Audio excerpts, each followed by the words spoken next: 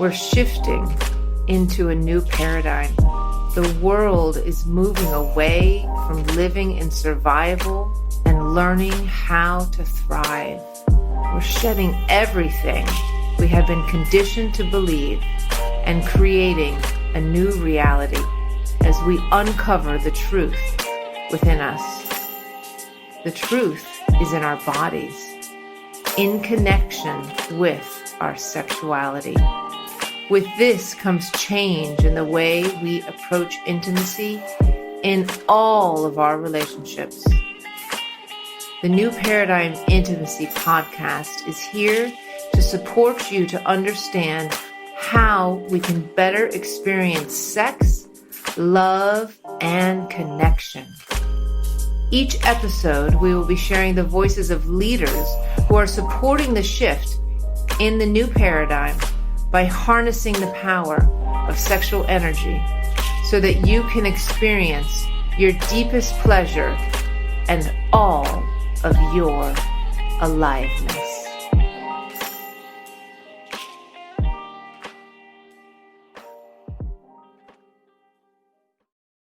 Hello and welcome. My name is Elizabeth and I am the director of the Institute New Paradigm Intimacy, and this is our podcast. And today, this is like mobile podcast because I decided to come to Zapheria's home. She lives very close to me, actually just over the bridge. And I called her up and I said, I am tired of doing these podcasts at my house. Can I come to your house and can we do a podcast next to each other? Okay. Yeah, so we're doing that. And Zapheria is going to be one of our guest facilitators. And she is, at this upcoming round of Threshold. So I'm going to let you introduce yourself and then we'll get right into it. Sure. So, hi, I'm Zapheria Bell. I feel like I've been around a long time. I've been in the emotional clearing and womb field for 11 years now, so for over a decade. And in that time have taught hundreds of practitioners across 3 different modalities, one of those being my own modality called Womb Alchemy, which is very much aligned to the work that you're doing in the world, which I'm really excited to be sharing with your students. It's very exciting. Yes. And I guess like the biggest things about me is I'm a little quirky, I'm a little neurodivergent. And the beauty in that is that my brain looks at things differently. So I think a little bit about what we'll end up talking about today is how I look at things differently. Like I do womb work, but how can we demystify that? Or I look at emotional clearing, but I look at how does the brain work? So I'm into connecting different dots. I think that's probably the easiest way of explaining me. Quirky, connect different dots, been in the field for 11 years. Great. Lives across the bridge. Lives across the bridge. Beautiful. And so this container that we are about to open, which is beginning on April 14th, has the theme of the threshold. And what came to me as I was conducting interviews for the Institute of Paradigm Intimacy was this wavering point with students who would enroll or students who would be of interest of, I'm not quite sure, or I'm not ready, or maybe another time. And it was this wavering of crossing that threshold into studying sexuality, crossing that threshold into expanding sexuality, crossing the threshold into really this deep vulnerability of having a different relationship with your own sexuality. And sexuality is scary because most of us don't know much about it. And even once you dive into it, it becomes scary because it is a dive into the unknown. And I always call sexuality the final frontier because that's kind of what it was for me. It was, I had done talk therapy, I had done yoga, I had done meditation. And then it was like, oh, what is this that I haven't dove into? And I just went. So the question that I've been asking all of our guest facilitators is, what is your experience in crossing the threshold into sexuality? What did that look like for you? For me, I feel like I was thrown over the cliff. Okay. Rather than a gentle crossing of the threshold, it was like why don't you just jump off this cliff and see what happens? No parachute, no explanation of what was going to happen. I met a man. So my whole life for me, sex and sexuality was, the song that goes in my head is that I'm a Barbie girl in a Barbie world. I didn't know that sex could be for me. I just thought it was for them. I thought that that's what I was there for, was to please somebody else. And then I met a man who was a tantric lover, and I was like, what is this? It was the first time we made love, it was all night. Actually, the first time we made love, my neighbors from upstairs in my apartment came down at 4 a.m, bashing on the door, being like, shush. I was like, I can't shush. This is like a whole new thing. Then he booked us into a retreat, and I didn't know what the retreat was, and we broke up just before it. So I turned up to an ISTA, level 1, so International School of Temple Arts, which is deep and intense work. I showed up knowing nothing. The night before, I read the intro paperwork, and it said, first of all, it said clothing optional. And I thought, oh my God, I'm going to a nudist retreat. Like, this is so, I was very disconnected from my body. Had never been naked in front of anyone, not even my friends. And it said, bring coconut oil and sarongs. And I thought, what have I gotten myself into? Your mind just took that away. I was like so scared. I turned up to this thing just what I want to call green. Yeah. Like, no idea about anything, and it changed my entire life in 1 week. And it was definitely a thrown off the cliff into this whole, suddenly my eyes were opened to the fact that not only could sex be amazing, but that I could feel safe in my body, and that I got to experience pleasure, and I get to experience what I have to say about my body and what I want and my desires. I didn't even know before that sharing your desires was a thing. Right. Like, when during the retreat, and they said, like, you know, you share what's your desires. And I was like, I don't know. I don't understand. This is such a new concept for me.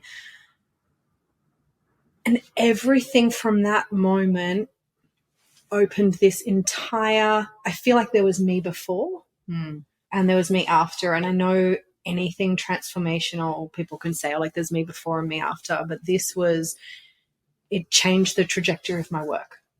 It changed the trajectory of who I am, of how I see the world, of how I see other women, of how I see men. And I haven't turned back since. My life ever since then became about, I met my teacher and my mentor, my womb teacher and mentor, Janine Murray, during that, and followed her for a long time. And now for me, it's like, how can I support? Everything is about how can I support other women? And although some of my work on the outside doesn't look like sex and sexuality, it is. Everything is, how do I support a woman in coming back to her body and her vitality and her safety? Because I didn't know I had trauma. I had no idea that I had such deep, deep, deep sexual trauma. It was a shock. And yet the most magnificent thing that could have ever happened for me to find that. And like I said, that's what drives everything for me now, is how do we as a collective of people doing this work support both women and men. But for me, the focus is really women in feeling safe in this. Because I don't think many women do. Right. Yeah, beautiful. And to pick up that piece that you were just talking about at the end, you've been doing a lot of work recently with wealth, right? And management. So that's just an example of how you can take this work into the different caveats. And yeah. Yeah. Like right now on the external, exactly, my work looks like that I'm completely focused on business and wealth. Mm-hmm. And there's little bits of womb work that, if you see my page, there's bits of womb work that still come in. However, what's weaved into all of that is that in order to have wealth, you need to be safe in your body. Mm-hmm. In order to feel like you are running a heart-centered and embodied business, you need to be connected to your pleasure. Mm-hmm. If we're not connected to our body and to our pleasure and to our eros and this life force of energy, it's just a job. Everything becomes just a job. Right. And for me, one of my big aha moments, I was working in big sporting events. Okay. Big sporting events as a medal ceremonies manager, highly stressful, Wow. in big, like getting flown around the world for this job in big stadiums. And I thought, how can I bring this to this work, this new work that I'm doing into this space? Because I think a lot of people think it has to be separate. Right. And I sat one day and I have this pelvic bowl exercise I do. I call it the brandy glass. And I sat in my office and I was doing this brandy glass. And it's just kind of like swirling brandy in your pelvic bowl and just gently, nobody knows what you're doing, gently swirling it and bringing all this sexual energy up. And suddenly everybody started coming to my office. People are like, oh, hi, I just wanted to come in and like say hi to you. Like, what's going on in your office? And it went from, everyone in deep, dark caves in a stadium, everyone wearing black, kind of stressed, to my office became this hub of brightness and life and energy that then goes into everything. Yeah. I love it. And I can really relate to the piece around stepping into sexuality and trying to kind of fit the pieces together of like, this is my life and yet this is also happening and this is really interesting, and how am I going to merge these two together? And I had the same, as I'm a Montessori teacher, an elementary teacher. And for the longest time, I was like, I don't know, can I be a Montessori elementary teacher and teach sacred sexuality at the same time? And do those two identities really, really clash in society? And so it took me, and then I went through, like, I have to leave teaching. I can't do this because this is what I want to do. Yet as those pieces were coming through, I was seeing things, like you said, you see things differently. And I was seeing things differently with my students in the sense that I was understanding their behavior and I was understanding like the characteristics and what was moving through them and the energy and the dynamics. And I was seeing things in a whole different way. And then I started to talk to teachers, and then I started to teach teachers about all of this. And like you said, like underneath on the outside, it was like, supporting teachers with their nervous system and supporting teachers so they didn't get burnt out. But underneath, it was working with the erotic current and working with the eros. So, yeah. I love what you're doing because, of all places, and schools is the place where it's shut down, right? It's completely shut down. Yeah. So learning how to be able to hold that and harness that here, not out here, that's incredible. Yeah. Yeah. Really important work. Thank you. Yeah. I mean, that's where it starts for all of us, right? Right. It starts when we're kids. It doesn't start. This is the thing I think is with sexuality. We look at it when you're an adult. Right. When you first have sex, that's when sex and sexuality comes in. And like it came in at least a decade or two before that. Right. Yeah. Well, I was talking to Leticia, who in our last podcast, and she was sharing around her threshold. And it was an experience that happened when she was 10 years old, when she had her first like draw to sexual desire to somebody. So she was talking about that. And then I was sharing about my daughter's experience and like discovering her pleasure. And she was like, that's her threshold. And I was like, it is, like, you actually hit these different thresholds in life, but you're right. It starts very young in that first exploration. Yeah. Yeah. Cool. As well as when you ask that question of like her threshold, for me, there's like obviously a million before that. Yeah. But that was the biggest one. That's the biggest one. Yeah. Yeah. But I mean, we could say it started when I was 2 and things Right. happened. And it is like the biggest one is, like you said, it was like your words were, I went and I crossed and I didn't go back. Yeah, there was no coming back. And that's how it was for me. And there's times when I have to say, like, I don't have to do this anymore. Like I can, and I'm like, actually, well, what else? This is my life. I'm loving this. Mm-hmm. Like, this is like, it's just like, it does. It's like it's this force that moves through you if you allow it. And that's the piece. Right. If you allow it. Yeah. Most people don't. Right. Unfortunately, we're programmed and conditioned not to. Mm-hmm. We're programmed and conditioned to shut it down, be scared of it. It's bad. You shouldn't talk about it. It's bad and wrong. Yeah. Until people like us come into the room. Yeah. Like, like, hi, let's talk about sex. So let's talk about what you're going to share at the Institute. Yeah, I'm excited. I think, like I said at the beginning, my biggest focus right now is how to demystify womb work. Mm-hmm. Having been in the field for 11 years before now it's a thing. Mm-hmm. Now there's lots of people doing womb work. It's kind of a bit of a trend, really. When I was doing it, it was very new. And I came in from a very shamanic viewpoint and a very, what I guess traditional people might call woo-woo. Okay. Really talking about the energetics and the shamanics and how we can deeply shamanically journey with the power of the womb and with the blood as well.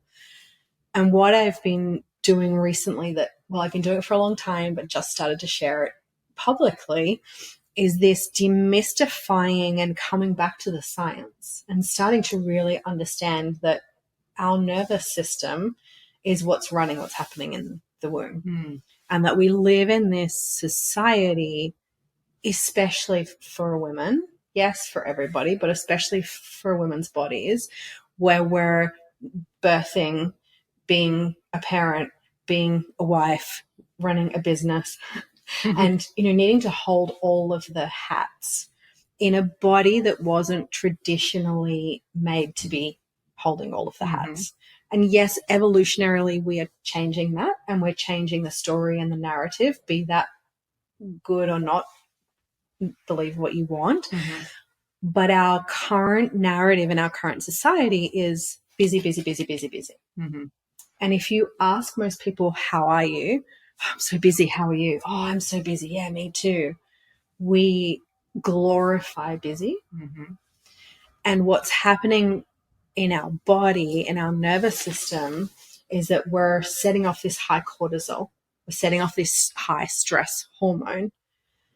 And yes, stress hormones are great and cortisol is great. And our nervous system needs to have this experience of going into what's called fight, flight, freeze response. For the typical, I guess, give the typical example is if a tiger was to jump out, I want to go straight into flight, hopefully, and get the hell away from it. Mm-hmm. But instead now what we're doing is like we've got the accelerator and the brake on at the same time. Right. And if a car's doing a burnout, how long can that car do the burnout until the tires explode? So many of us are going into that burnout because we're accelerated down, go, go, go. Mm-hmm. Our nervous system is completely dysregulated. Our stress hormones are out of control and we burn out, but we keep going. And what that's doing on the nervous system level is your vagus nerve, which runs from your brain, your heart, your gut, and your womb, goes straight through your cervix as well. Mm. It's dysregulated in most people, and therefore it shuts down our pleasure. Mm. And when it shuts down our pleasure and puts us into this fight-flight response, we disassociate. Because also we've got so much cortisol and so much stress hormone, which stops the oxytocin, also stops the dopamine. So now there's no nice feeling hormones. We've shut down our body into like, I need to protect myself. There's no pleasure. We disconnect from our partner. Mm-hmm. We disconnect from life because now we start to feel like a shell of ourselves. And so this for me is where doing womb work and understanding and sexuality and embodiment and understanding, if I start to learn how to regulate my nervous system and start to switch gears, then my pleasure centers open, which is great for my intimacy, but my whole body starts to come to life again. And to me, I get this image of almost like women walking around almost grey, almost, shallow. Like there's like the vibrancy. Yeah, there's this gauntness, and the vibrancy has gone. The light has been switched off. To me, when you're doing sexuality work and womb work, it's turn the light back on. And as soon as the light is back on, then I want deeper friendships. Right. I want deeper relationships. My marriages, connections, whomever I'm with, last for longer. I'm more engaged with my children, therefore happier at home. Enjoy time with my parents more, therefore we're connecting through generations. I connect more with my work colleagues, my business, therefore everything changes. The wealth turns on. We feel great in our bodies. We're getting pleasure. All by just starting to, that can happen just from working with the cervix. Just from starting to work with connecting into the body and shifting into pleasure. So for me, that's what I'm excited to step into in your container, is to share this, obviously in a much deeper way, but to really share how we can, as people who do this work, how we can activate that within somebody's body, and therefore for me, give them their life back. Beautiful. Yeah. Looking forward to it. Yeah, so am I. And, the big piece that I've been moving with and journeying, and it took some time, was in the nervous system to understand that it's not this race to get to this point, and then you hold it, but it's in fact a journey in your nervous system of moving in and out, of moving through, that fight and flight and the freeze, and recognizing what it is. I remember when I first recognized the freeze, like the fight and flight, I could recognize and I could somatically feel that. And then I remember when probably like 2 years ago, I was like, oh my God, this is my freeze. Like, oh, wow. Like, oh my gosh. And then it becomes this dance that you're dancing with your nervous system. And it's like, okay, what do I need to nourish and to rejuvenate? And also like, this is coming up now. So what do I need right now in this moment? And so it is like this dance. It's not this permanent state. No. Yeah. I think that's one of the big, I guess for me, one of the big pieces out in our field is that it can be misunderstood. Correct. That one time you come and do a whatever and you regulate your nervous system, and now my nervous system is regulated forever and my trauma is gone forever. And I mean, even like I've been doing this work for over a decade, and only yesterday I had a really big piece come up where I went into freeze. And I think it's worth talking a little bit about the freeze, because it's the most misunderstood of all.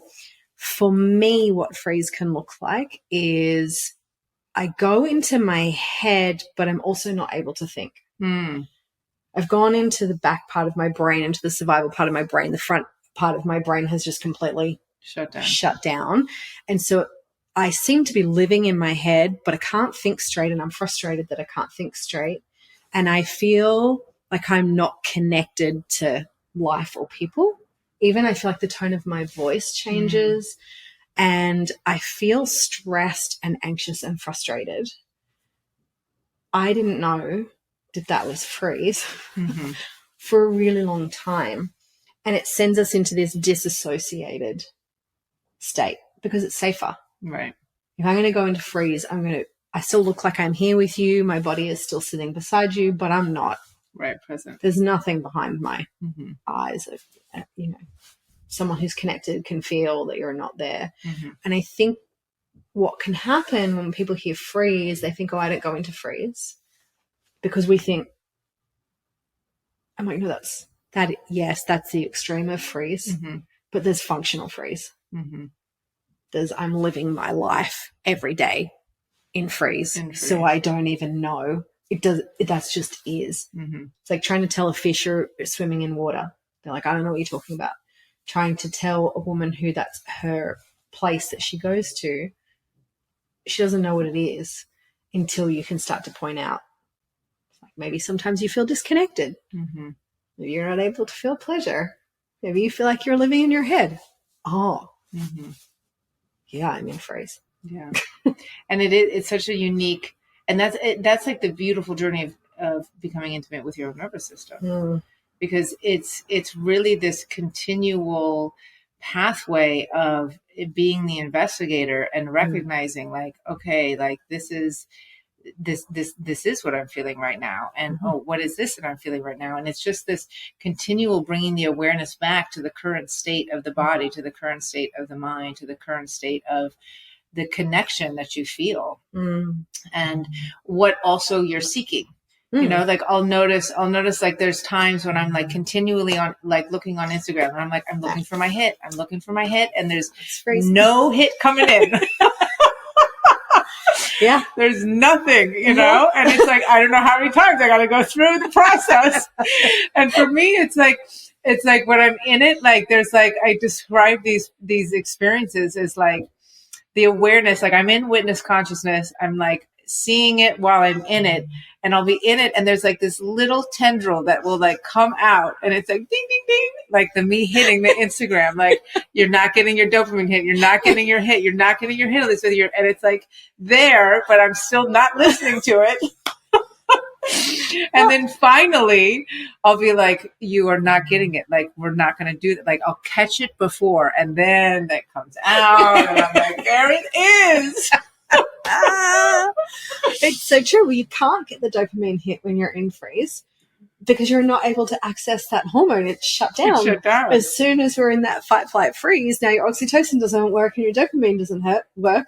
So you can sit there and scroll all day. Being like, come on, it's the reel's fault. Yeah. It's the algorithm's fault. Nothing interesting. It's totally the algorithm's fault. And I want to watch that.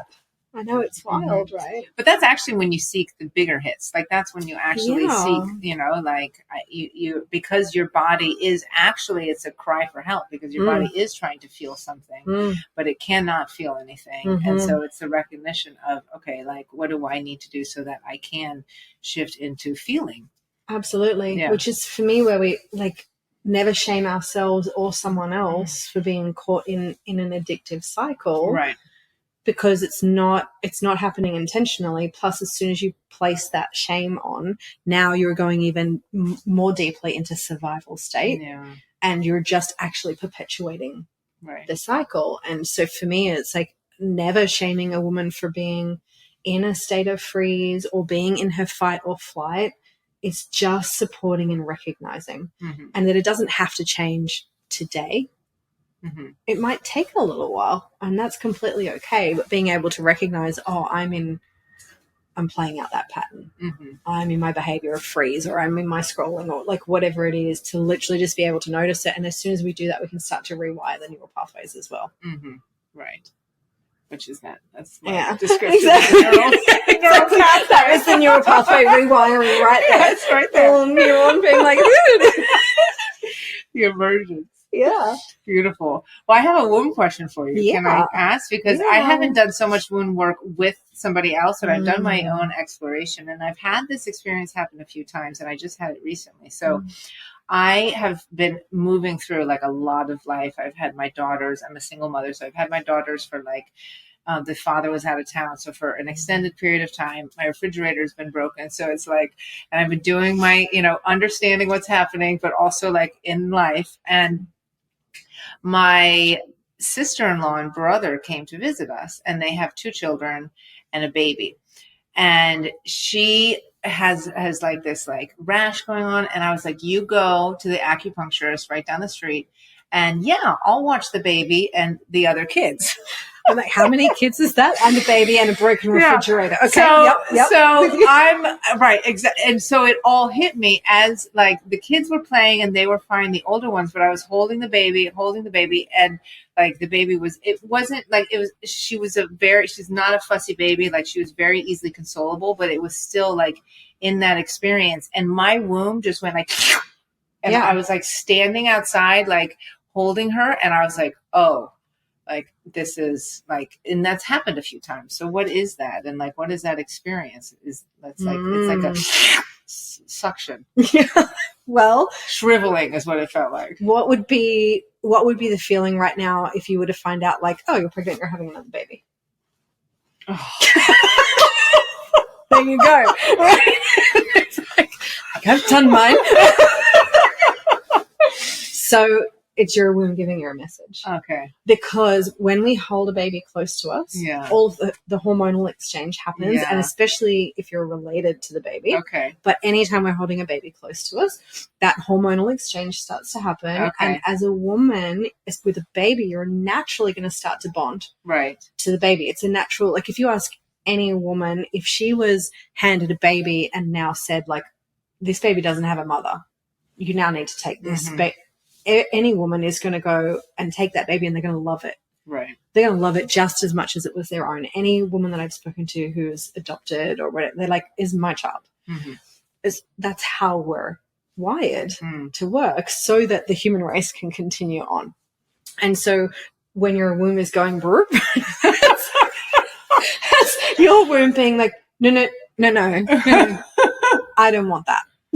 Like, don't start getting clucky. You know, most women get clucky. They hold a baby and they're like, oh, I want to have a baby. Right. Oh, I'm so clucky. Yeah. And the womb will start to go, we want a baby.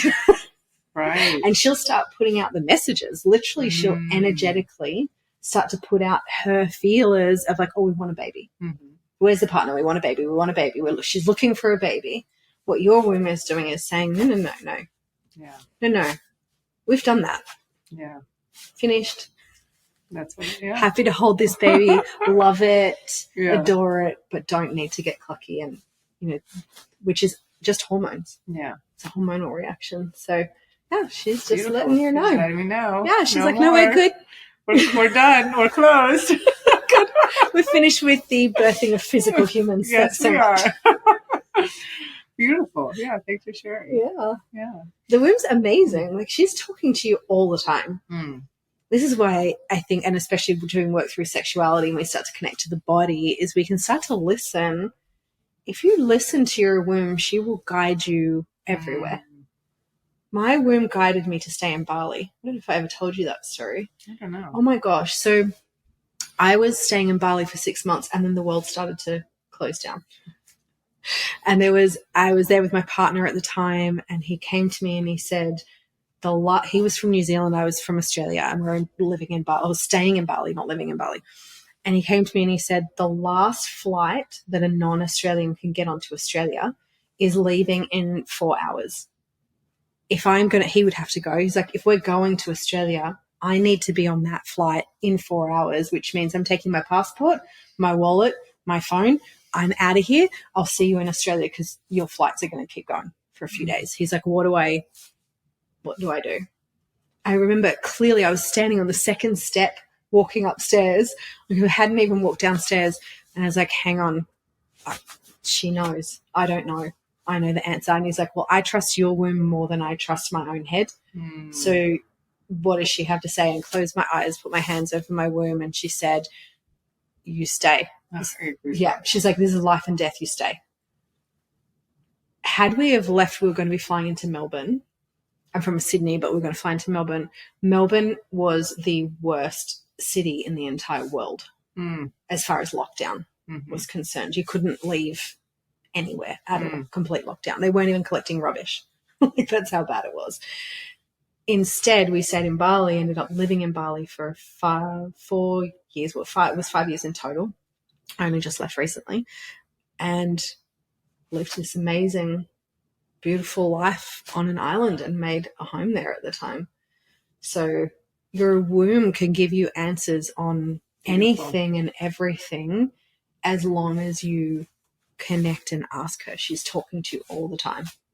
Always. She'll even tell you when you're walking down the street, like, go left. We need to go sit. You need to go and sit in that cafe. And you'll be like, I'm busy. Go sit in the cafe, and I'll go sit in the cafe, and something will happen. Right. Something amazing will happen. I'll talk to somebody, and it'll be this really beautiful experience. Or she's like, don't go. Maybe I'm excited to go to an event, and my womb is like, no, you shouldn't go. And I don't go, and there's an obvious reason why I shouldn't have gone. So She's talking all the time. Delicious. I know. Delicious. Do you feel the womb talking to you is different than the intuition, or is it? I feel it completely differently. Mm-hmm. I feel a big difference between womb, my gut, my heart, my head, and my intuition, and they all have such different. Or if I'm channeling, channeling medium as well, they all have such a different frequency. Yeah, definitely. Yeah. The womb feels more. She's like deep. And she will almost move my body in a direction. Mm-hmm. And she's powerful. My intuition, it's hard to explain, but it's more just this like knowing, a whisper, a knowing. Mm-hmm. The womb will almost stop you from moving if you're not supposed to move. Okay. Yeah. If you connect to her. Mm-hmm. Yeah. She's, the magic that's held in there is mind blowing. Fascinating. I know. I'm looking forward to it all. I really am. Yeah. How can everyone find you, and what are you doing now? And so the easiest way to find me is on Instagram, Zapheria Bell. There's only one of me. Actually, there's only, I believe, 2 Zapherias in the world that I've managed to find. So, what does your name mean? Fairy Queen. Okay. Yeah, of course. Of course it's the Fairy Queen. So on Instagram, Zapheria Bell, always feel free to reach out and message. It always is me replying to people. I love genuine connection, and I love people when they reach out and say like, hi, I heard you and I have a question. I love answering questions. And what I have on at the moment, we're just about to announce our Bali retreat. Oh, that's exciting. I know, which is in September. So I've got 2 of them, September and October. In the beautiful island of Bali, right up on the top north of the island, in this beautiful retreat space. And we've got a womb alchemy retreat, myself and 2 of my co-facilitators. So. Oh, great. Beautiful. Mm-hmm. I'm like, how do I get you to come to Bali? I have yet to be. I have yet to travel to her. So it is there. It's like waiting for me. Yeah, she's a magical island. Yeah. Really, really magical island. Especially to do this type of work on. She's powerful. Yeah. Yeah, she joins in, that's for sure. Oh, beautiful. Mm-hmm. Yeah. Mm. Well, great. Yeah. And if you're watching this and it's not April 14th yet, we are still accepting applications. We have 5 more spots available for our upcoming program, our 9-month online somatic sex certification program that begins April 14th. And if you're listening to this afterwards, we have tons of goodies on our website, and you can check it out with all the information. And thanks so much for listening. Thanks for coming. Thanks so much for having me. I'm so excited to come and meet I can't wait. Yeah, absolutely. And seriously, if you are listening to this, you definitely want to reach out. I know a little bit about the program, and it's powerful and really potent. It's so very powerful. Yeah. Mm-hmm. Thank you for tuning in to the New Paradigm Intimacy podcast. My name is Dr. Elizabeth Willis, and I am your host and owner of the Institute New Paradigm Intimacy. I hope you enjoyed today's episode and found it both activated and vibrated in your body. If you liked what you heard, please be sure to subscribe to our podcast on Apple and Spotify and leave us a review. It really helps us out.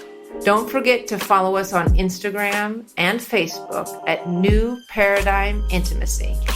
For behind-the-scenes content and enrollment notifications for our graduate self-pleasure modality certification course, and more tips as we bring pioneering approaches to sex, business, and relating.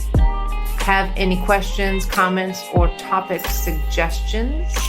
We'd love to hear from you. Drop a message on any of our social platforms. Until next time, keep exploring your edges in pleasure and leaning into what it means for you to be a part of the cutting edge of sexual evolution.